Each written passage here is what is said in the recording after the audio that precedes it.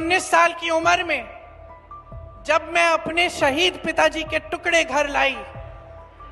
विरासत कर पर हालिया हमलों को लेकर प्रधानमंत्री नरेंद्र मोदी पर पलटवार करते हुए भावुक कांग्रेस महासचिव प्रियंका गांधी वाड्रा ने गुरुवार को मध्य प्रदेश के मुरैना जिले में कहा, मेरे पिता राजीव गांधी को विरासत में संपत्ति नहीं मिली थी, बल्कि उन्हें शहादत विरासत में मिली थी। कि मेरे पिताजी को विरासत में धन दौलत नहीं मिली, मेरे पिताजी को विरासत में शहादत की भावना मिली।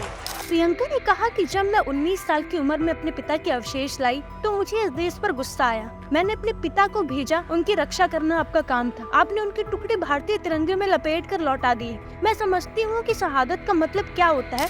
तो मैं नाराज थी इस देश से, मैं नाराज थी।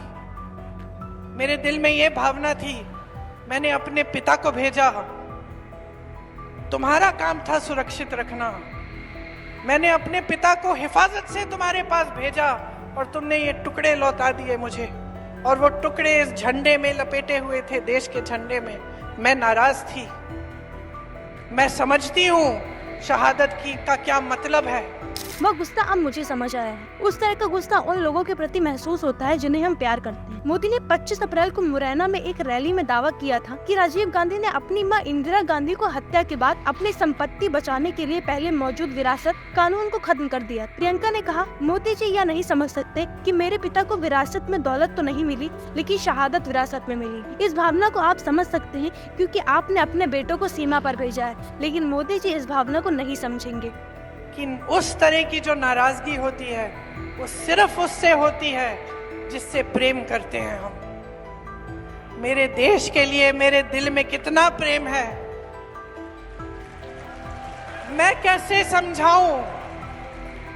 जब मोदी जी मंच पे खड़े होकर मेरे पिता को देशद्रोही बोलते हैं, जब मोदी जी कहते हैं कि मेरे पिताजी ने कोई कानून बदल दिया अपनी मां से विरासत लेने के लिए, वही भावना मेरे दिल में है। खत्म हो चुकी चुनावी बॉन्ड योजना पर प्रियंका ने कहा, सुप्रीम कोर्ट ने कहा कि यह एक गलत योजना है। सूची सामने आई और देखिए कि किसने उन्हें चंदा दिया।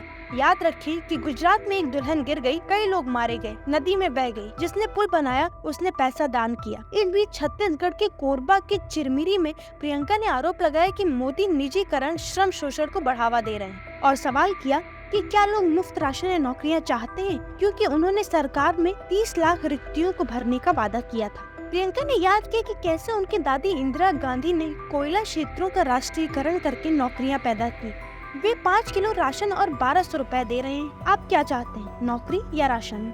आप नौकरी चुनेंगी क्योंकि यह आपको आत्मनिर्भर बनाती है। जब राशन खत्म हो जाएगा तो आप फिर सरकार से मांगेंगे, क्या आपको निर्भर बना दे।